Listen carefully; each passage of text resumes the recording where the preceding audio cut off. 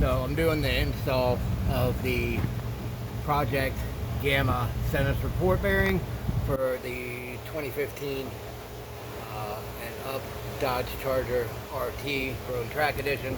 They say this works on Hellcats, 392 scat packs, P6s, all the things is what they claim. So first off, the only instructions you get is a video that they have on YouTube. It's not very good instruction. He tells you to clean the rubber off with the razor blade.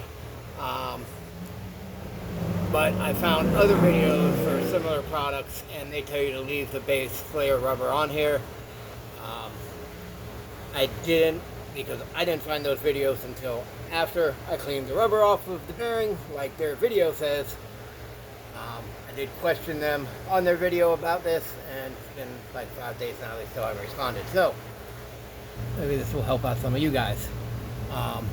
It still seems to fit even with the rubber off of there completely. Another thing with these instructions, with no instructions, as you can see, this thing isn't level.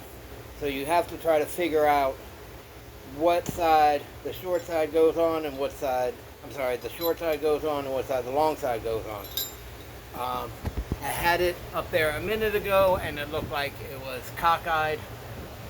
So I pulled it back down again. I'm switching sides right now to see just the frustration with lack of instructions, and the shitty YouTube video they posted has led me to do this video. So I'm going to try it now that I flipped it around, put it back up there, and I'll be right back with you guys. Alright, so here is the way. I don't think it's correct, because if you look at it, it looks like it kind of comes in this way and then goes back out that way at the pivot point right there, which is the bearing. Tried to adjust it. There's no adjustments in it. The only adjustment is to go back and forth, and if you twist a little bit, it's not really enough to do anything.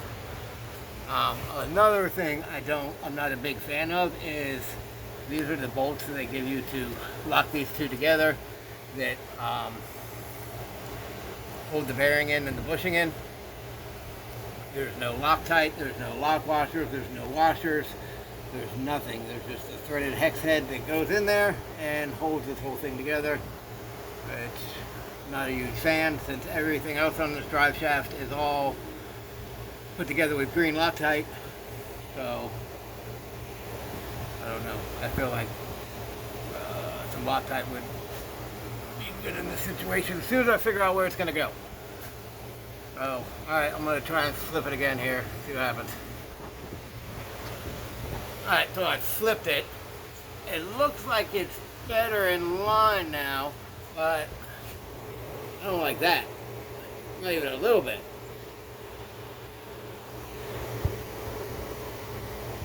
Some fucking instructions would be great to help me out here, but yeah. So I don't know what I'm going to do here. I might box it up. I did buy it from Amazon so I can send it back.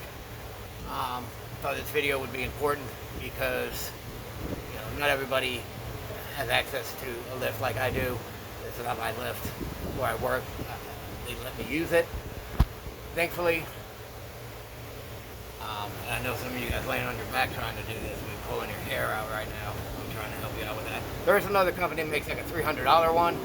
I forget the name of it off the top of my head. Just Google Dodge Charger Challenger drive shaft bushing replacement and you'll find it. It's $300 for $299 compared to this one's $179. But how much is it worth? Pull your hair out. Is it worth the extra $120? So you decide. But yeah, I don't know what I'm gonna do. If I do run with it, post another video, but I'm gonna wait for some other guys to get here tomorrow, get some second opinions on what I got going on here, just so it's all good, and then go from there. Alright, thank you guys for watching. I hope this helped y'all out, and good luck. Peace.